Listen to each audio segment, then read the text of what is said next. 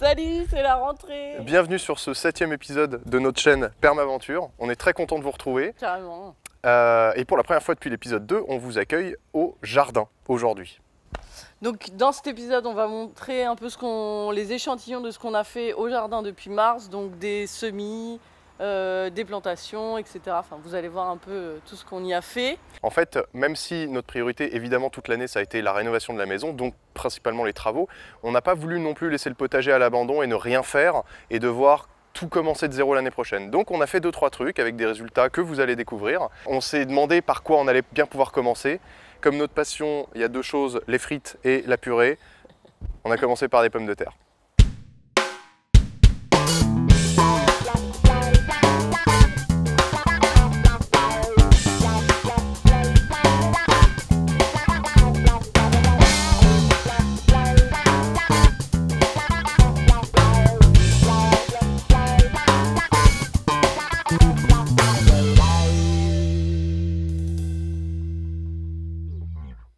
Alors là, on plante les patates. On fait des patates carton, ça s'appelle. C'est ça? Ouais. On fait une petite croix comme ça. Tiens. On met une petite patate. On met de la terre par-dessus. On arrose. Et quand ça pousse, on paille.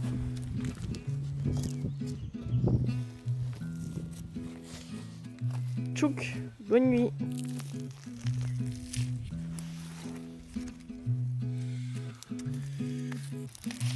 Et donc le carton patate, ça permet de pas avoir à faire de but. Ça permet, quand tu arrives sur un sol qui n'a pas été cultivé depuis longtemps, ça permet en gros de commencer une première année à avoir une première récolte sur un sol qui est pas prêt, qui est très compact, etc. Parce qu'en fait, du coup, ça va couvrir le sol pendant toute une saison.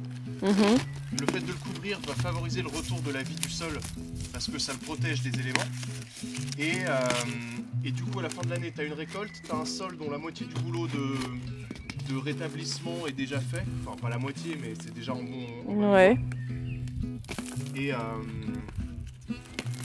du coup, tu enlèves les cartons ou ce qu'il en reste à la fin de l'année. Et tu as déjà un truc vachement meuble, vachement souple par rapport au sol hyper compact sur lequel tu es arrivé, quoi. Nous, là, on a passé un coup de grelinette avant de commencer, ce qui fait que c'est déjà pas si pire. Ouais. Mais en théorie, c'est une première technique qui permet à la fois de cultiver et de préparer le sol pour l'année d'après. Par contre, l'année d'après, il faudra éviter de replanter des patates au même endroit.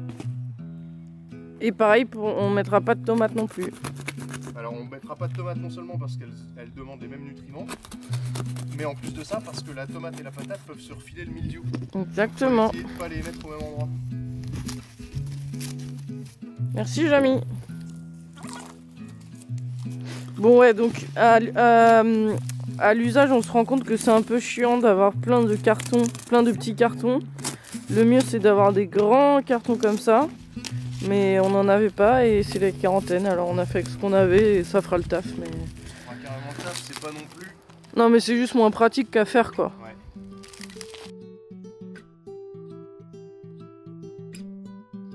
Après cet épisode pommes de terre, on a consacré la grosse dizaine de jours qui nous restaient au mois de mars à attaquer les travaux et la rénovation à l'intérieur de la maison.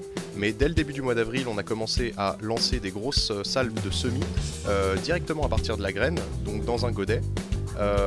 Parce que c'était le bon timing pour avoir à la fois des plants qui ne sont pas lancés trop tôt dans l'année et qui finissent par tourner en rond dans leur godet, et en même temps des plants qui aient 5 à 6 semaines devant eux pour germer et se développer et gagner en vigueur pour pouvoir ensuite être mis au potager directement en pleine terre. Pour ça, Camille et moi, on n'a pas l'habitude d'acheter des plants tout faits dans le commerce, on préfère partir directement de la graine, et on a 2 fournisseurs préférés, c'est Graines del País et Coco Pays, qui sont 2 semenciers qui fournissent des graines non hybrides F1, donc non stériles, et qui sont en plus de ça des graines d'héritage. Et bien là, on fait des semis. Donc on lance du basilic, des tomates, de la courgeloufa. Qu'est-ce qu'on a mis d'autre? Aubergine, épinards. Les carottes, on va les mettre direct en terre à côté des poireaux. Puis ouais. Et on a répété cette opération de semis environ toutes les 3 semaines jusqu'au mois de juin. Alors qu'est-ce que tu fais mon petit Antonin? Eh ben, on est en train de rempoter les tomates là, donc on prend des plants qui sont issus de semis qu'on a fait il y a 3 semaines, 1 mois, je dirais 1 mois à peu Ouais, près. encore une tomate. Donc qui ont leurs 2 premières feuilles et puis qui commencent à avoir une feuille de plus et puis surtout qui sont enfermés dans des petits godets comme ça, tout petits. Donc ils sont en train de se marcher les uns sur les autres. Leur réseau racinaire il va commencer à s'entremêler et du coup ça ralentit la croissance des plantes. Donc ce qu'on fait c'est qu'on les sort de leurs petits godets. On récupère les petits godets pour refaire des semis et on sépare les plants de tomates les uns des autres et on les espace dans des plus grands pots. Et ensuite ils vont pousser jusque cette taille là à peu près dans ce pot là et on les replantera en pleine terre à compter de la mi-mai pour éviter les risques de gelée tardive. C'est une coutume qui veut qu'on attende plus ou moins la mi-mai pour éviter le sang de glace. Pour éviter ce qu'on appelle les seins de glace, même si en Ile-de-France en tout cas je les ai jamais pris de plein fouet. On n'a jamais eu des tomates perdues le 15 mai à cause d'un gel, mais ouais, à Paris. Mais à Paris, peut-être différent. voilà. Donc pour l'instant on reste prudent parce que c'est la première fois qu'on s'installe hors de Paris et on ne connaît pas encore le climat du coin. Très bien. Qu'est-ce qu'on plante de beau ici? Je lance des sucrines. Je vais en mettre quoi, une petite dizaine. C'est tout petit comme graine. Voilà. Et puis après on va remettre un petit peu de terre. Depuis nos débuts dans le jardinage, qui ont commencé sur le rebord d'une fenêtre à Paris, on a toujours acheté des graines plutôt que des plants. Parce que d'une part, on trouve ça vraiment trop satisfaisant de voir l'évolution de la graine jusqu'aux légumes dans ton assiette. Ensuite, parce que comme ça, on sait comment elle a été nourrie et arrosée, ça c'est important pour nous. Et puis ensuite, à terme, on voudrait produire nos graines, ne plus en acheter dans le commerce, donc c'est-à-dire replanter les graines des légumes qui ont grandi à la maison. Et ça a plusieurs avantages, notamment de s'adapter à ta façon de jardiner, donc par exemple à ta façon d'arroser. Et puis ensuite, ça s'adapte aussi au terrain.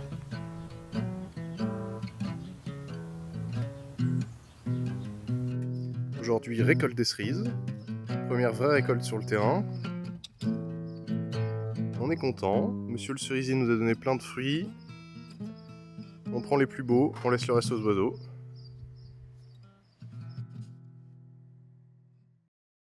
Au fait, il y a cette zone au fond du jardin qu'on appelle le pré et dont on vous a pas parlé depuis l'épisode 2. Aujourd'hui, Camille est volontaire pour vous faire le tour. Alors, voici l'état du pré, mi-juillet 2020. Donc on n'a pas pris le temps de tout faucher parce que c'est quand même pas mal de boulot. Donc on a fait la première partie pour qu'on puisse un peu voir où on va, etc. Donc on a un gros pommier juste là, qui donne des belles pommes qui sont bien rouges maintenant. Il y a des mûres aussi derrière, là il y a du noisetier. Là on avait installé notre arche aux courges, bon, qui sont toutes mignonnes, hein, mais c'est pas beaucoup plus. Non, en vrai il a pas beaucoup plu ces derniers temps et j'avoue qu'on n'a pas trop pris le temps d'arroser tous les jours et tout, donc elles sont un peu rikiki, pas prêtes de monter sur l'arche, mais bon, on verra bien ce que ça donne. Donc là, cette arche-là, on l'avait remise debout parce qu'elle était complètement cassée. Elle était à terre et le rosier qui est à gauche, il avait complètement recouvert. Donc on a fait de la taille et puis on a rescellé les pieds dans le sol. Là, il y a encore une petite courge qui est pas trop mal, qui a un peu d'avenir. Ici, ce passage-là, c'est pareil, on pouvait pas du tout passer entre le rosier à gauche et le pommier à droite. Mais là, les tailles du rosier, il y a du boulot de broyage. Ensuite, de ce côté-là, il y a encore du pommier énorme. Là, il y en a un aussi par terre, je sais pas si vous le voyez, qui est vraiment dans les herbes, donc il faut qu'on s'en occupe, il faut qu'on le dégage. Voilà. Et ensuite, on arrive sur la vigne, qui on croyait en pas très bon état et qui finalement va nous donner pas mal de raisins. Parce que vraiment, il y a partout des grappes. Voilà. Et puis, elle s'est vachement étendue en fait. Donc, c'est super chouette. Vous voyez, là, il y a grave de raisins. Trop cool, on va avoir plein de récoltes. Là, il y a encore un pommier. Et ensuite, on passe encore sous une arche qu'on avait libérée. Mais bon, la nature n'a pas le temps apparemment. Et de ce côté-là, Donc là, c'est où on met les déchets des toilettes sèches. Et ici, en gros, ça c'est un gros cognacier qui a fait des fleurs mais qui donne pas de fruits. Donc on verra ce que ça donne. Là c'est pareil, donc lui il va falloir qu'on lui fasse un peu sa fête parce que ça prend de la place. Là-bas vous avez, là au milieu avec les grands roses tiges, c'est de la renouée du Japon. Donc c'est une arbre qui est... Enfin c'est une espèce qui est super invasive. Donc on fait vraiment gaffe à ce qu'il n'y ait pas de rejet à côté. Donc pour l'instant ça a l'air d'être vraiment bien contenu, je pense qu'il a été mis en sac puis en terre, donc il est bien contenu, on en retrouve nulle part ailleurs, mais en tout cas on le surveille et je pense qu'on va le virer, à terme on va le virer.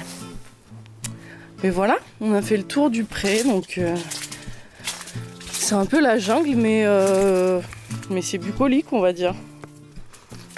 Voilà, donc là il y a des pommes vertes mais qui sont quand même de bonne taille et les plus belles c'est celle à l'entrée du pré.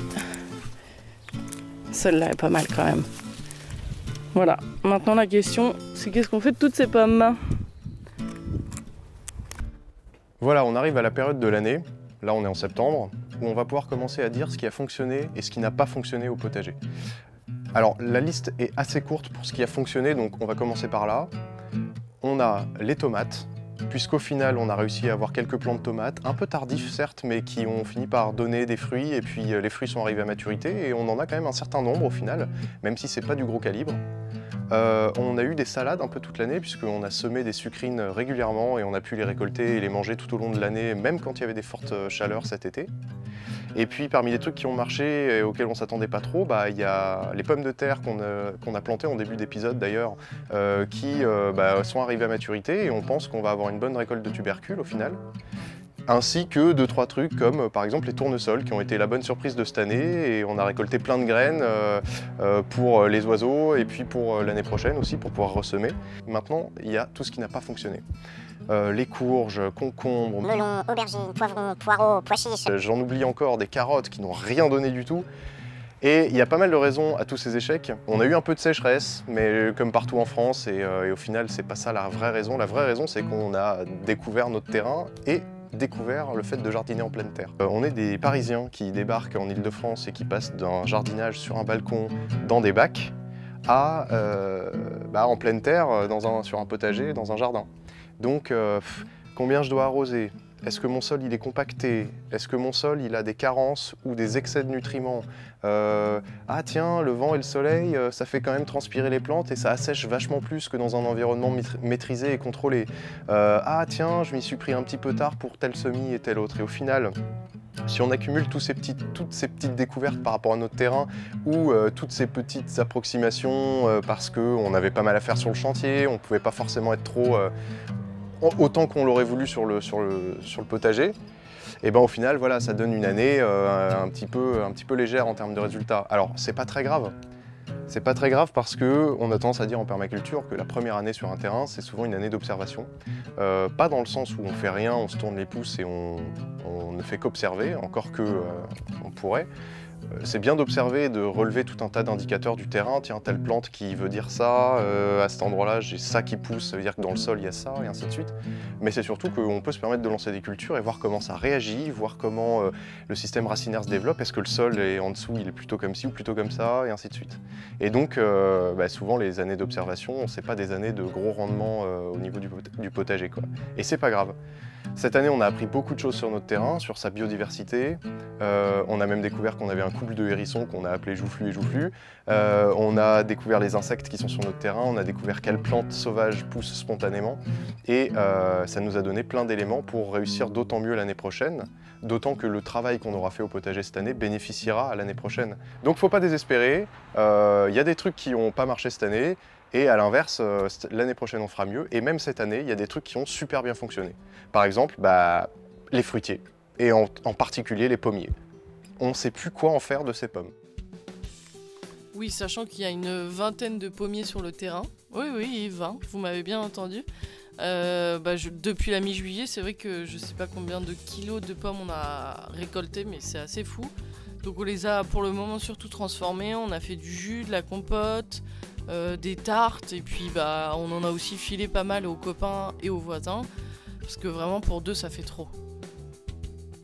On a aussi depuis début septembre le bonheur de pouvoir faire régulièrement des belles récoltes de noisettes. Donc on a vraiment de la chance parce que c'est quand même des grosses noisettes dans lesquelles il y a vraiment à manger. Donc c'est le kiff. Merci d'avoir regardé cette vidéo jusqu'au bout et d'avoir fait le tour du jardin avec nous. Évidemment, on n'a pas pu tout vous montrer. La vidéo est forcément lacunaire parce qu'il a fallu faire des choix. Elle aurait fait 40 minutes dans le cas contraire. Maintenant, ce qu'on vous propose, c'est de nous dire dans les commentaires s'il y a des sujets jardin ou permaculture que vous voulez qu'on aborde et qu'on creuse à l'avenir. Ça nous permettra, nous, de faire nos choix au moment de faire les prochaines vidéos. En attendant, on vous donne rendez-vous dans le prochain épisode, l'épisode 8, qu'on est en train de monter. En tout cas, n'hésitez pas à vous abonner à la chaîne pour suivre toutes nos aventures. On voulait aussi vous remercier parce que pendant la période de l'été, là où on n'a rien posté, vous avez quand même été nombreux à nous rejoindre et à commenter les vidéos, etc. On est quasiment 800. Donc merci beaucoup de nous envoyer autant de love et on vous fait des bisous. À très vite. Bye. Ciao.